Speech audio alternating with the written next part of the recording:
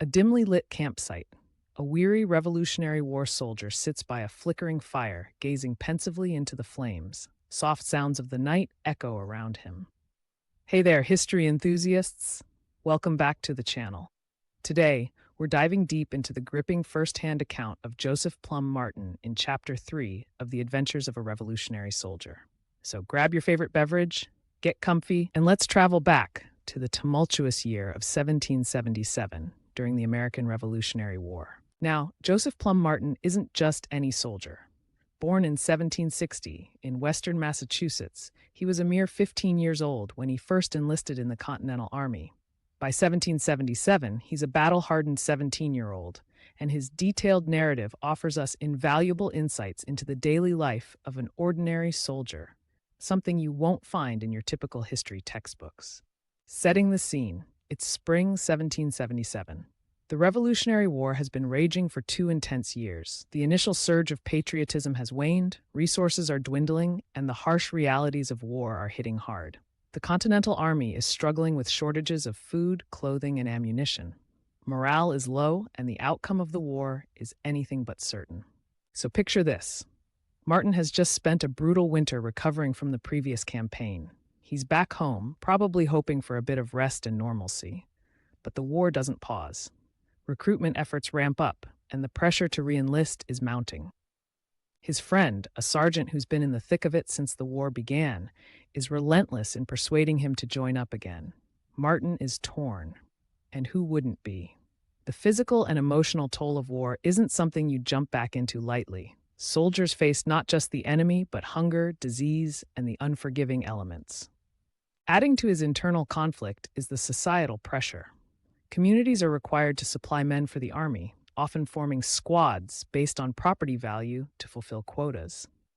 If you're a young, able-bodied man, all eyes are on you. Martin feels this weight. Despite his reservations, he eventually signs the enlisting indentures on muster day, a decision made amidst the liveliness of a militia parade but shadowed by his immediate regret. "I was again a soldier," he laments. It's that sinking feeling of committing to something you know will be arduous, but feeling powerless to change course due to societal expectations and a sense of duty. The British attack on Danbury. Now let's delve into one of the pivotal events Martin recounts, the British raid on Danbury, Connecticut. In late April 1777, British forces numbering around 2,000 troops landed on the Connecticut coast and marched approximately 23 miles inland to Danbury. Their mission? Destroy the Continental Army's supply depots. They succeeded with brutal efficiency. They burned the town to ashes, destroying crucial supplies, food, clothing, ammunition, everything the Continental Army desperately needed. Martin describes seeing the streets literally flooded with melted fat from barrels of pork set ablaze. He witnessed residents searching through the charred remains of their homes for the bones of their loved ones. It's a harrowing snapshot of war's collateral damage on civilians. In response, the Connecticut militia, including Martin and other new recruits, mobilized quickly. Despite being outnumbered and less experienced, they engaged the British forces in several skirmishes during the British retreat back to their ships. Casualties occurred on both sides. Notably, General David Wooster, a 66-year-old veteran of earlier wars, was mortally wounded, a significant loss for the American forces. General Benedict Arnold also fought valiantly, narrowly escaping capture or death, a somewhat ironic twist considering his later betrayal. This engagement, though not a large-scale battle, was significant. It showcased the resolve of local militias to defend their homes fiercely, despite facing professional British soldiers. For Martin, it was a stark initiation into the realities of combat, life at Peekskill and the challenges of duty. After the chaos at Danbury, Martin's regiment moved to Peekskill, New York, on the Hudson River, a strategic location roughly 50 miles north of New York City. They encamped at a place called Old Orchard. Now, you might think camp life offered some respite, but think again. They were tormented by whippoorwills. Yes, you heard that right. The incessant nighttime calls of these birds made sleep nearly impossible. Sleep deprivation is no joke, especially when you're expected to be alert and battle-ready. Martin shares a telling anecdote about guard duty, a critical task. During a night watch, a visiting officer conducted inspections. While many sentinels were neglectful, some even asleep, Martin properly challenged the officer, but then lowered his guard afterward. The next day, he overheard the officer praising his challenge but criticizing his lapse in vigilance. It was a humbling lesson.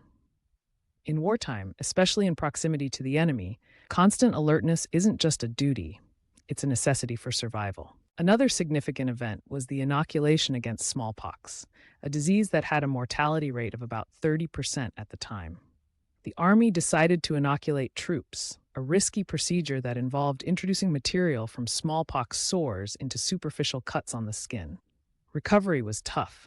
Martin humorously recounts sneaking out to catch fish in a nearby brook, wading waist-deep despite being in the infectious stage of smallpox. Not exactly doctor's orders. He also overindulged in buttermilk, which didn't sit well given his condition.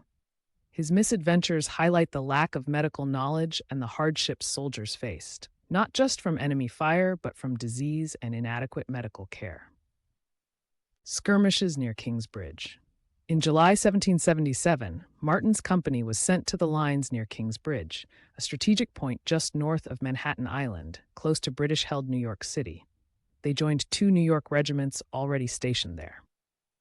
Their duties involved night marches, scouting, and occasional skirmishes with British foraging parties or patrols. One night, they attempted a surprise attack, marching stealthily under cover of darkness and enduring a severe thunderstorm. But the mission was aborted due to a false alarm about being discovered, illustrating the frequent miscommunications and uncertainties of 18th century warfare. Martin notes the exhaustion and frustration of these operations. Endless marches without significant engagement, the physical toll of moving through difficult terrain in terrible weather, and the psychological strain of constant alertness.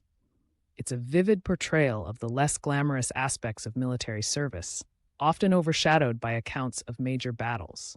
Injury and perseverance. During a mission to transport bateau flat-bottomed boats along the Hudson River to Fort Montgomery, Martin suffered a severe injury. While jumping into a boat, he landed on an oar, twisting his foot grotesquely, almost up to his ankle. Ouch doesn't begin to cover it.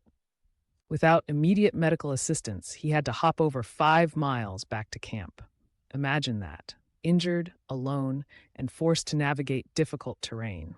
When he finally reached camp, the surgeon was too engrossed in a game of backgammon to treat him promptly, a stark reminder of the scant medical resources and sometimes indifferent attitudes toward common soldiers. Even when he received treatment, it was mishandled. His foot was improperly set, and his captain's well-intentioned but misguided intervention made it worse. Yet, Martin's resilience shone through. He recovered sufficiently to return to duty, although he admits his foot was never the same. Marching to join the main army. After his recovery, Martin was assigned to guard the baggage as the regiment moved to join the main Continental Army, now maneuvering around Philadelphia.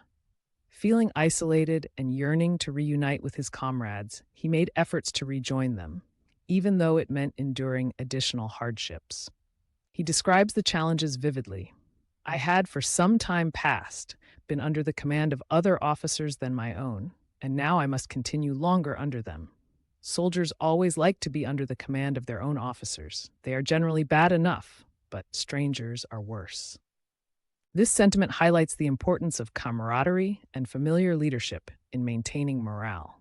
The bonds between soldiers and their immediate officers were crucial for cohesion and effectiveness. The battle near Philadelphia. In early September 1777, Martin experienced the realities of large-scale warfare during the Philadelphia campaign. The Continental Army engaged British forces in what would become known as the Battle of Brandywine on September 11, 1777, although Martin doesn't specify this battle by name. He recounts night marches, the confusion of moving troops in darkness and fog, and the sudden engagement with British outposts at dawn. Initially, American forces made progress, pushing the enemy back, but miscommunication and logistical issues, like running out of ammunition, turned the tide. An overheard comment about being out of ammo allowed the British to mount a counterattack. The Continental forces, lacking reinforcements, were forced to retreat. Martin's reflection on the chaos highlights the challenges the Continental Army faced. undersupplied, often outmaneuvered, yet resilient. Retreat and starvation. The aftermath was grueling. Martin had marched all night, fought all morning, and then had to retreat without rest or food. He hadn't eaten in over 24 hours. Desperation drove him to scavenge walnuts from trees and raw turnips from fields. In one instance, he found an ox's milt, essentially the spleen, left from a previous slaughter, cooked it over an open fire, and ate it without seasoning. Predictably, it didn't sit well, and he soon regretted it. This starkly illustrates the dire conditions and constant hunger soldiers faced. They were often more at risk from starvation and exposure than from enemy action. The failed attack on enemy positions. In October 1777, the Continental Army attempted to surprise British forces near Philadelphia. Martin and his comrades crossed the Schuylkill River at night, waist-deep in icy water. Some soldiers, small and young, fell and were completely submerged. After marching and preparing for battle, they discovered at dawn that the British had withdrawn. It was a demoralizing anticlimax after such an arduous effort. On the return march, things didn't improve. The quartermasters met them with wagons, not of much-needed food, but whiskey. Dispensing alcohol to exhausted, starving soldiers wasn't the wisest move. Martin recounts how the troops, on empty stomachs, drank the whiskey, leading to disorder. Some soldiers stumbled, lost equipment, or couldn't maintain formation, a clear example of leadership missteps and the ongoing struggle with supply and morale. Encampment at Whitemarsh and the Gulf. As winter approached, the Continental Army encamped at Whitemarsh, northwest of Philadelphia. Martin describes setting up camp, the strategic advantages of the position, and the anticipation of a British attack. The British did probe their defenses, leading to skirmishes, but ultimately withdrew. Despite avoiding a large-scale battle, the soldiers' hardships intensified. Starvation was a constant threat. Martin tells of trying to eat a found ox's milt again, this time realizing even extreme hunger couldn't make it palatable. Congress declared a day of Thanksgiving, but the soldiers received meager rations, half a gill, about 2 ounces, of rice and a tablespoon of vinegar. The irony wasn't lost on Martin or his comrades. Celebrating with such scant provisions highlighted the disconnect between political decisions and soldiers' realities. March to Valley Forge. In December 1777, the Army moved to Valley Forge for winter quarters. The name now evokes images of perseverance amid suffering, and Martin's account validates that. They arrived in freezing conditions, lacking adequate shelter, clothing, or food. Soldiers built log huts with little more than axes, often without nails or proper tools. Many were barefoot or had makeshift footwear, leaving bloody footprints in the snow, a haunting image of their suffering. Martin shares a poignant moment of extreme thirst upon arrival. Unable to find water, he was forced to buy a drink from passing soldiers at the cost of his last 3 pence, the entirety of his wealth. This small incident underscores the desperate conditions and lack of basic resources. Despite these hardships, Valley Forge became a turning point. Under the training of Baron von Steuben, discipline and efficiency improved. Soldiers learned European military tactics, drilling, and organization, transforming the Continental Army into a more formidable force. Conclusion. So wrapping it up, what does Joseph Plumb Martin's Chapter 3 teach us?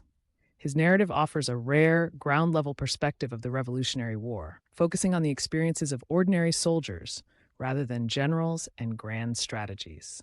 We see the immense physical and psychological challenges they faced: relentless hunger, inadequate supplies, harsh weather, and the constant threat of enemy action. Yet, amidst all this, they demonstrated remarkable resilience and determination. For those of us delving into the intricate tapestry of history, Martin's account is a treasure trove.